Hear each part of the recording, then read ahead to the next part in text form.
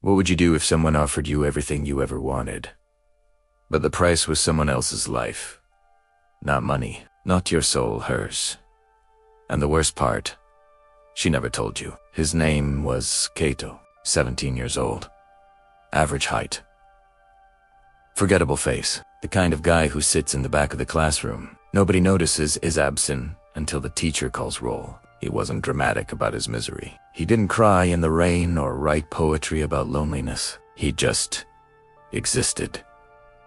Quietly, like a background character in everyone else's story. His mother worked double shifts and came home too tired to speak. His father had left when Kato was 9. No note, no goodbye, just an empty coat hook by the door.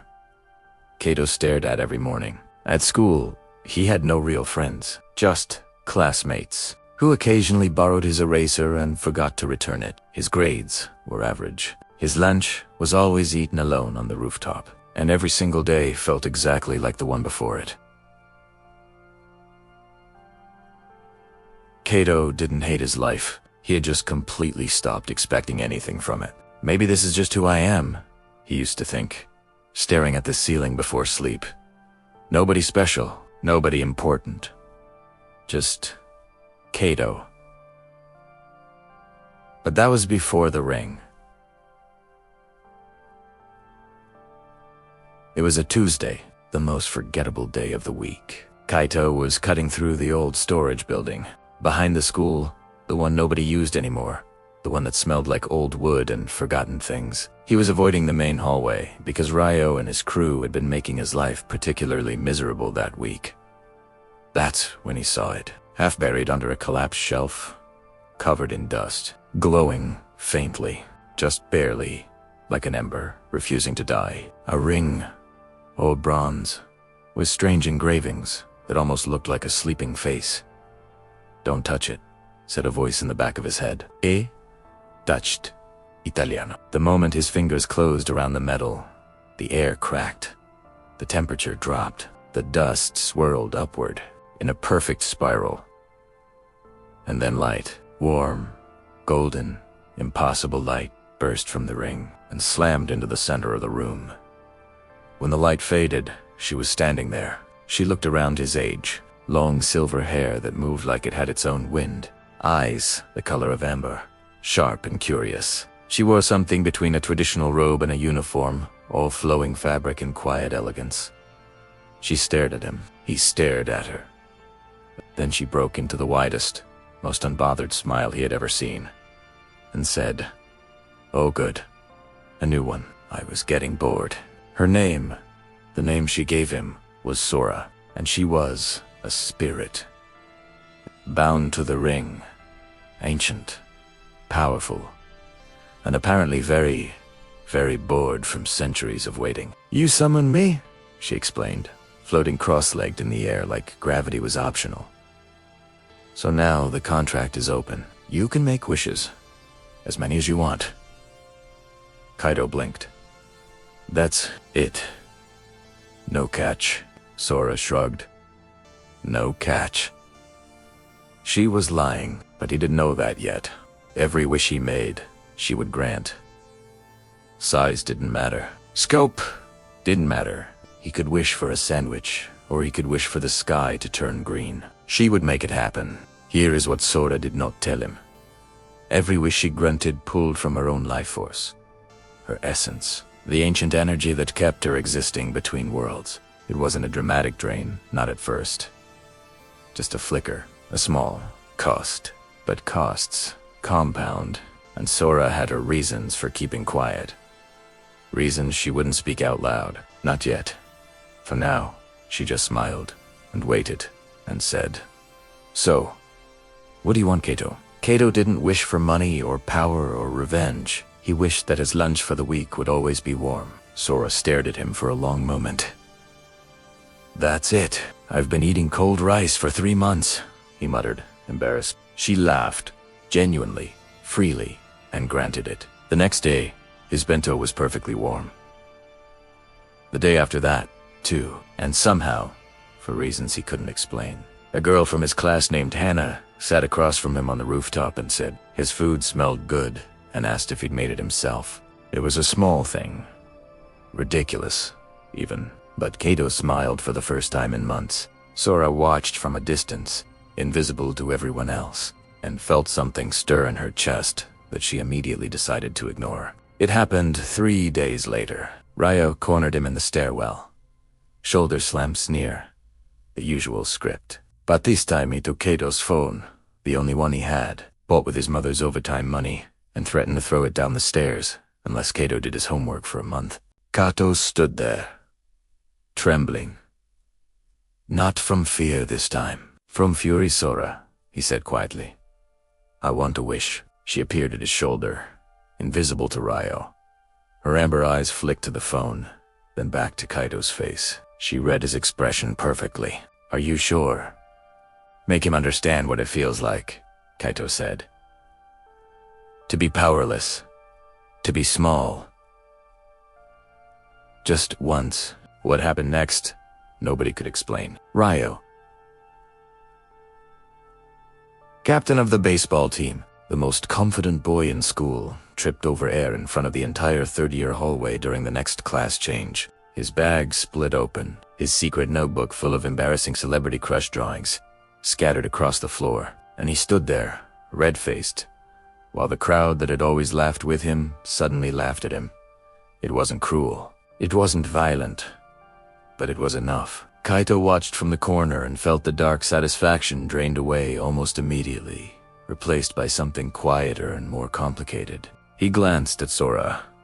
She was smiling, but her hand was pressed flat against her own sternum, like she was checking for a heartbeat. He didn't ask why. 2 weeks passed. Kato's life was changing. Small things. Hana had become a real friend. A teacher noticed his writing and suggested he enter a school contest. The hollow, gray feeling that had lived in his chest for years was loosening. But his mother collapsed at work from exhaustion. Nothing life-threatening. The doctors said she just needed rest. But Kaito sat outside the hospital room and felt the familiar dread return. The fear that the world would take the one person he had left. He didn't hesitate this time. Sora, I want my mother to never have to work herself into the ground again. Give her a way out. Something that lets her rest. Properly. It was the biggest wish yet. The next morning, his mother received a call. A translation company she had applied 2 years ago called to offer her a remote position. Better hours, better pay. Pay, she cried on the phone, and Kaito, listening, cried silently against the wall. When he looked for Sora to thank her, he found her by the window. She was sitting very still, staring at her own hands. For the first time, he noticed something. The ends of her silver hair had gone faintly transparent. He confronted her that night. Sora, what's happening to you? So looked up. Her amber eyes held something new in them. Something she hadn't let him see before. Nothing, she said. Don't, he said quietly. Don't do that. What is happening to you? The silence stretched long enough to become an answer. Then she sighed, tucked her knees to her chest, and told him. Every wish drained their essence. Ancient spirits like her existed on reserves of energy built over centuries. But that energy wasn't infinite. Every wish chipped away at what remained. The first wish, barely a flicker. The second, a little more. The third. How much do you have left? Kaito asked. She looked at her translucent fingers. Enough for a few more, she said. Maybe. Why didn't you tell me? Because you needed them, she snapped. And it was the first time her voice had ever cracked. You were disappearing, Kaito. Not physically, but piece by piece, you were going away. I could see it, and I thought if I could just give you enough to hold on to. She stopped, pressed her lips together. It doesn't matter, she said. It was my choice. But it did matter. It mattered enormously. He didn't make another wish for 9 days, but the world didn't stop having problems. A scholarship opportunity was slipping through his fingers. Hana got into a terrible fight with her family and stopped coming to school. His mother's new job started well, then complications arose. Each time, Kaito felt it. The pull. One wish. Just one more. It would fix everything. And edged him. It looked at Tsura, who had started sitting instead of floating, who sometimes forgot mid-sentence what she was saying, who laughed less freely now. And he hated himself for even thinking it. But she was changing in other ways, too. She started eating. Actually eating. Small things. Curious about taste. She asked him questions about his childhood. She fell asleep on his windowsill one evening, and he put a blanket over her without thinking, and stood there a long time, just watching her breathe. She's becoming more human, he realized. As she loses what she is, she's becoming something else. Something he wasn't sure he could let go of. The moment arrived without warning, as real moments always do. A fire. Latte. Evening. The apartment 2 floors below his cot, and before anyone realized what was happening, the building's old stairwell was blocked by smoke and flame. Kato was trapped. His mother was still at work. No one was coming fast enough. Sora appeared beside him, amidst smoke and noise and fear. He saw it clearly. She was barely there. Her hair was almost entirely transparent now.